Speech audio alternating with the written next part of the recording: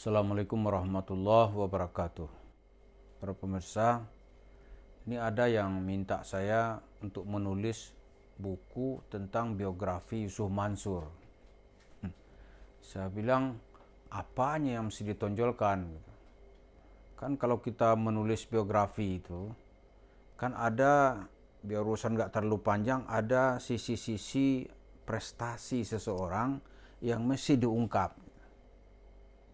Atau bisa juga untuk mempersonifikasikan seseorang, maka harus dibuat sebuah cerita. Misalnya ya, kadang-kadang sebuah biografi itu tidak memerlukan referensi. Referensi cukup kita bertanya kepada orang-orang, kemudian melihat kenyataan, dari situ dielaborasi sehingga melahirkan satu buku biografi. Nah, Yusuf Mansur layak nggak dia ditulis biografi? Kalau layak, apanya yang mesti diangkat? Biasanya orang menulis biografi itu misalnya ketokohan dari seseorang. Misalnya mantan presiden, misalnya presiden yang sukses membangun infrastruktur. Dia mungkin akan menceritakan bagaimana suka duka menjalankan kebijakannya, ya kan? Atau biografi seseorang yang sukses memimpin ratusan ribu prajurit menghadapi tentara Nazi di Normandia, gitu. Maka dia akan membuat autobiografi yang dikenal dengan autobiografinya Jenderal Eisenhower. Oh, itu terkenal. Gitu. Lah Yusuf Mansur mau kita angkat apanya? Dia pertama, apakah dia orang besar? Gitu. Jelas tidak. Tapi ada juga biografi itu biografi orang-orang kecil yang hadir di tengah ingatan masyarakat. Misalnya ya, di Indonesia ini ada Bang Pi. Bang Pi di zaman Bung Karno. Itu seorang pencopet, raja copet di Senen itu. Karena keadaan kacau, kata Bung Karno, siapa yang bisa mengatasi pencopet, maka akan saya angkat jadi menteri. Maka Bang Pi ini kemudian karena dia komandan copet di pasar Senen, dia diangkat jadi menteri. Baca sejarah itu. Maka ada menteri yang berasal dari rajanya copet. Ya kan? Menteri rajanya copet. Diangkat oleh Bung Karno. Kata Ahanus Nasution di dalam buku Memenuhi Panggilan Tugas, itu disebut katanya saat itu Bung Karno sudah panik. Sudah kalap, nggak tahu lagi bagaimana mengendalikan keadaan. Maka pencopet aja diangkat jadi menteri. Begitu Jenderal Soeharto naik, Bung Karno turun, Bang Pi ini nanti itu diinterogasi habis-habisan. Bahkan dia mengalami jangka waktu yang cukup lama itu di penjara. Nah, itu ada cerita begitu ya. Nah, Yusuf Mansur, apanya mau kita tonjolkan? Jadi kalau saya punya waktu nanti menulis biografi Yusuf Mansur, maka saya akan menonjolkan bagaimana teknik dari seorang yang bernama Jamal Nur Khatib Mansur alias Yusuf Mansur, bagaimana menilap uang jemaahnya. Itu mungkin saya angkat.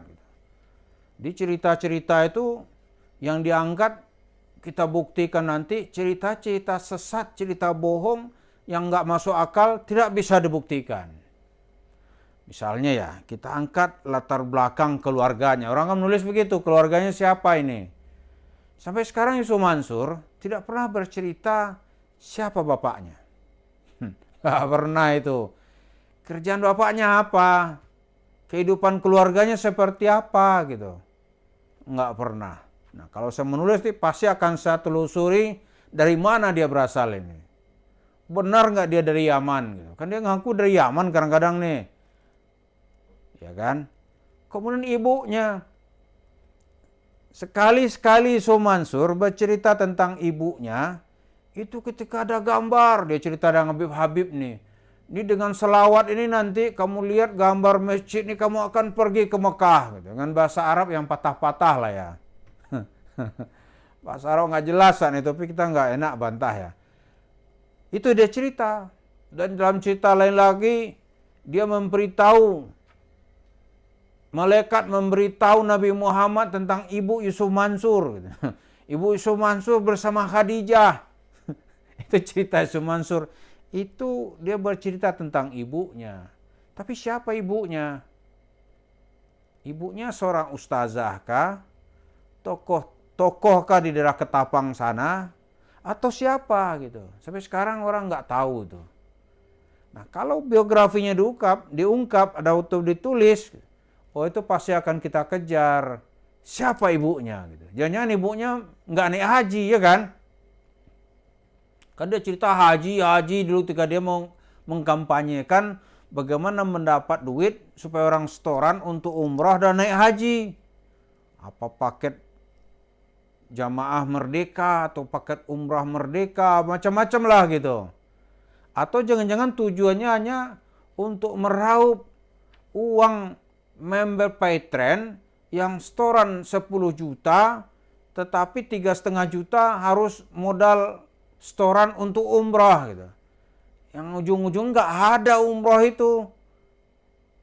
Di uang 3,5 juta itu hilang nggak tahu rimbanya, dan jumlah itu banyak.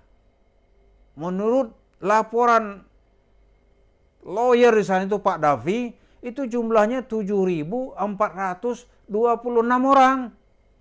Oh banyak itu. 7.426 orang. Berapa itu jumlahnya kalau dikali 3,5 juta gitu. Lebih dari 20 miliar di sana itu uang ditilap aja oleh Yusuf Mansur. Nah ini kalau kita buat biografi dia nih, dia kita bikin si raja apa nih? Si raja tilap uang itu atau si raja penggarong uang, bisa juga kan namanya di era kebebasan suka-suka kita gitu. Tapi dia tega menjual ibunya, apa bisa begitu gitu. Selain itu, ya kalau bapaknya saya nggak pernah dengar di video-videonya dia bercerita tentang bapaknya gitu. Ibunya aja gitu. Padahal dalam Islam tuh ibu bapak itu mendapat tempat terhormat. Sebagaimana doa kita habis salat, wabil walidaini ihsana, ya kan? Rabbil firli wali walidayya. Kan itu doa kita gitu. Rabbil firli wali walidayya warhamhuma kama rabbayani shaghira. Kita berdoa bagaimana kedua orang tua kita. Nah, kalau dalam penulis biografi kita lihat kenapa ini bapaknya nggak pernah disebut. Apa karena bapaknya bukan orang yang terkenal, lantas dia nggak bangga sama bapaknya gitu. Mungkin juga begitu. Nah jadi bisa Yusuf Mansur ini kita tulis biografi karena di era reformasi ini ada fenomena gitu.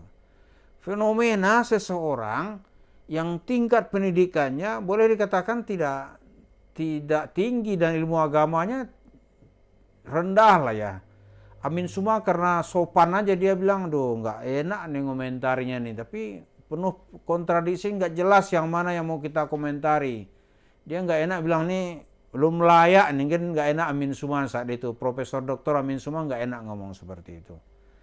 Jadi di reformasi tapi dia bisa meraup uang triliunan. Gitu. Wah ini kan hebat. Di saat orang lagi krisis dia menawarkan wisata hati mencari Tuhan yang hilang. Atau judulnya enak juga gitu. Tapi kalau kita baca bukunya itu apa isinya nih gitu.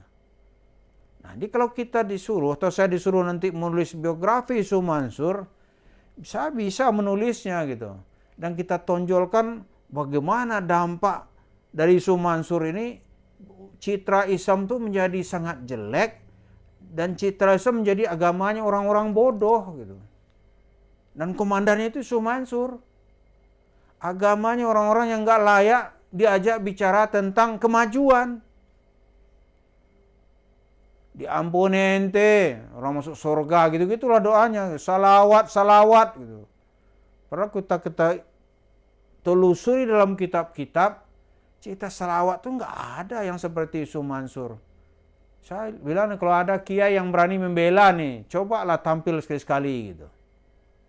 Iya kan? Jangan nanti orang nggak ada kita kecam habis-habis. Tapi yang jelas-jelas salah ini diam aja. Jadi kalau saya tulis biografi Yusuf Mansur, pasti latar belakang keluarga ini sebagai sesuatu yang sangat penting untuk melahirkan seseorang seperti Yusuf Mansur. Kemudian kehidupannya di penjara, nggak boleh dong bilang pesantren. Pesantren apa? Itu akibat perbuatannya. Akibat perbuatannya melanggar hukum.